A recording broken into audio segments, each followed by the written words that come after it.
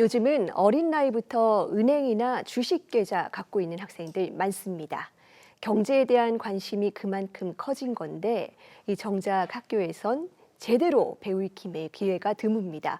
실제 기획재정부 조사에서 우리나라 중고등학생의 경제 이해력은 100점 만점에 50점 초반에 머물렀다고 하는데요. EBS 뉴스는 매주 목요일 이 시간 이 경제 전문가들과 함께 청소년 경제체력 기르기 청경채 프로젝트를 시작합니다. 경제를 둘러싼 다양하고 흥미로운 이야기들, 먼저 영상으로 만나보시죠.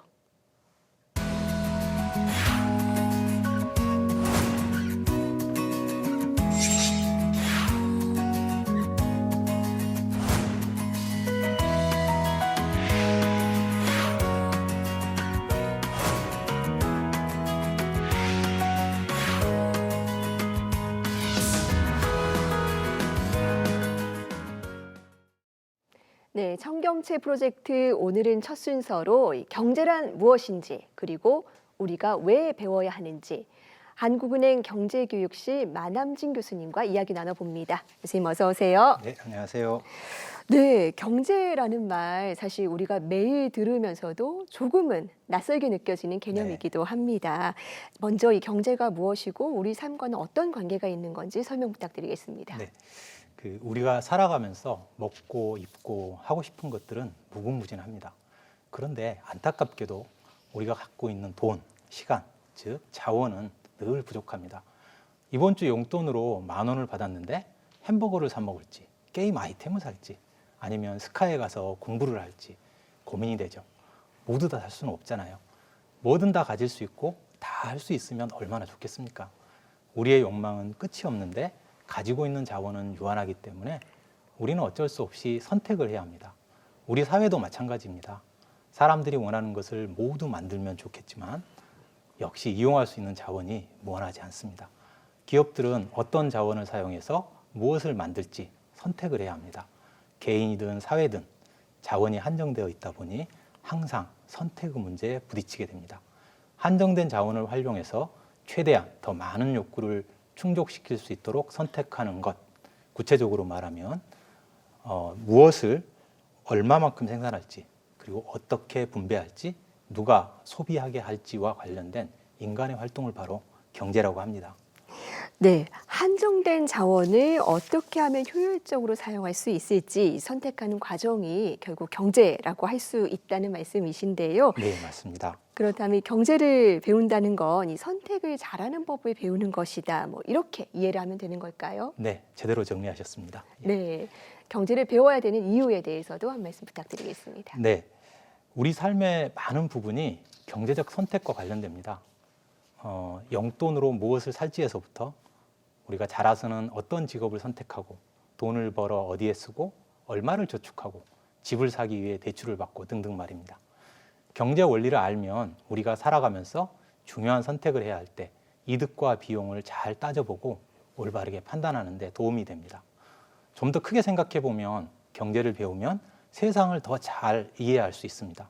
물건 가격이 왜 오르는지, 한국은행은 금리를 왜 내렸는지, 주가나 환율이 왜 오르는지, 그래서 내 삶에는 어떤 영향이 있는지 이해할 수 있습니다. 경제는 우리 삶에서 아주 중요한 부분을 차지하고 있기 때문에 결국 경제를 알면 더 현명하게, 더 똑똑하게 살아갈 수 있습니다. 네, 결국 이 평생에 걸쳐서 영향을 받는 것이 경제일 텐데 그렇다면 이 청소년 시기에 경제 체력을 갖추는 게 굉장히 중요할 겁니다. 네, 정말로 중요합니다. 네, 그렇다면 실제 이 우리나라 청소년들의 경제 교육 실태 어떻습니까? 우리나라에선 그동안 청소년들에 대한 경제 교육이 강화되어 왔습니다. 하지만 여전히 많은 학생들이 경제에 대해 잘 모르거나 관심이 부족합니다. 2024년 초중고 학생 경제 이해력 조사 결과를 보면 초등학생은 62점, 중학생과 고등학생은 각각 52점에 그쳤습니다. 이전 조사인 2022년에 비해서도 점수가 하락하여 학생들의 경제 이해도가 떨어진 것으로 나타났습니다. 특히 경제 기본 개념들, 기회비용이나 수요 공급, 물가, 신용카드 등의 개념을 묻는 질문에는 30% 내외만이 제대로 이해하고 있는 것으로 나타났습니다. 경제교육은 주로 학교 수업을 통해 이루어지고 있는데 중고등학교에서 사회 과목의 일부로 다뤄지거나 선택 과목으로 제공됩니다. 특히 일상적인 경제활동, 예를 들면 돈 관리, 소비, 저축, 투자 등에 대한 구체적인 내용은 부족한 것 같습니다. 이러다 보니 많은 학생들이 경제를 단편적인 지식 정도로만 여기고 있고 경제를 배워야 할 필요성은 별로 느끼지 못하고 있습니다. 선생님들은 경제교육 시간이 부족하다는 점, 그리고 입시 위주의 풍토를 경제교육의 어려움으로 지적하였습니다. 대학 수학 능력 시험에서 경제 과목을 선택한 응시자는 5,000명 내외로 전체 수능 응시자의 2%도 안 됩니다. 중고등학교에서 경제를 제대로 배우지 않은 상태에서 대학에서 경제 관련 학과를 전공한 학생을 제외한다면 우리나라의 많은 청년들이 경제를 제대로 이해하지 못하는 상황에서 사회생활을 시작하는 셈이 됩니다. 네, 사실 이 수능 과목으로서 경제는 조금 복잡하고 어렵다, 이 점수 따기가 좀 어렵다라는 인식이 학생들에게 있는 것 같습니다. 네. 이 해외 선진국들은 경제교육 어떻게 하고 있습니까? 주요 선진국들을 보면 2000년대부터 청소년에 대한 경제교육을 강화해 오고 있습니다. 대체로 학교 교육을 기반으로 하고 학교 밖 기관 단체들이 콘텐츠나 교육 프로그램 또 체험학습 등의 기회를 제공하고 있습니다. 미국과 영국을 보면 특히 금융교육에 중점을 두고 있는데요. 실용적인 돈 관리 등 실생활과 연결된 교육을 강조하고 있습니다. 두 나라는 금융 역량 증진을 목표로 국가 차원의 전략을 수립하고 시행해 오고 있습니다. 금융교육을 그리고 의무교육에도 포함하고 있습니다.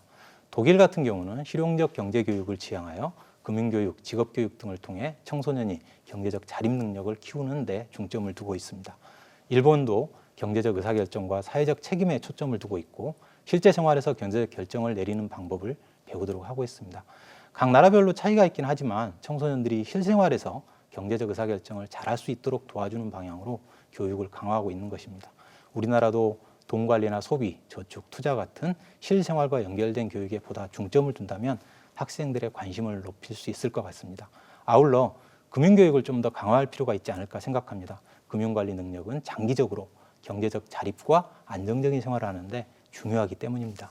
네, 그렇다면 우리 청소년들이 일상에서 체험할 수 있는 경제교육 어떤 것들이 있을까요?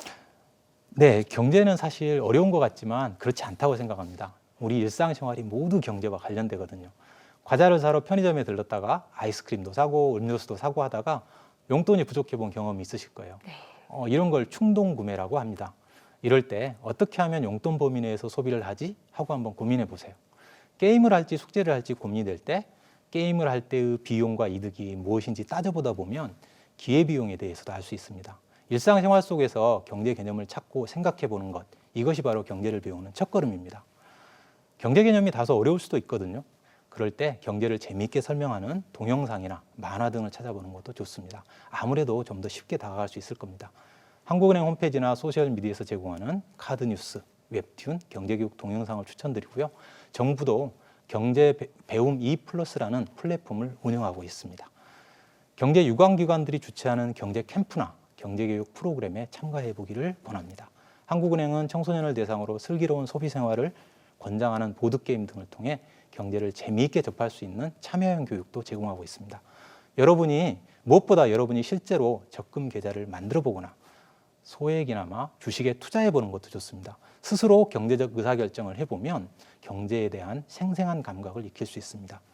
찾아보면 경제를 배울 수 있는 기회는 주변에 참 많은 것 같습니다. 중요한 것은 관심인 것 같아요. 관심을 가져야 찾아볼 수 있으니까요.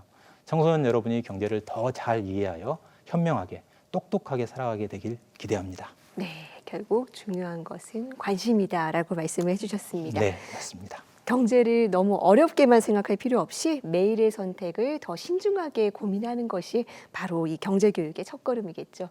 교수님 오늘 말씀 잘 들었습니다.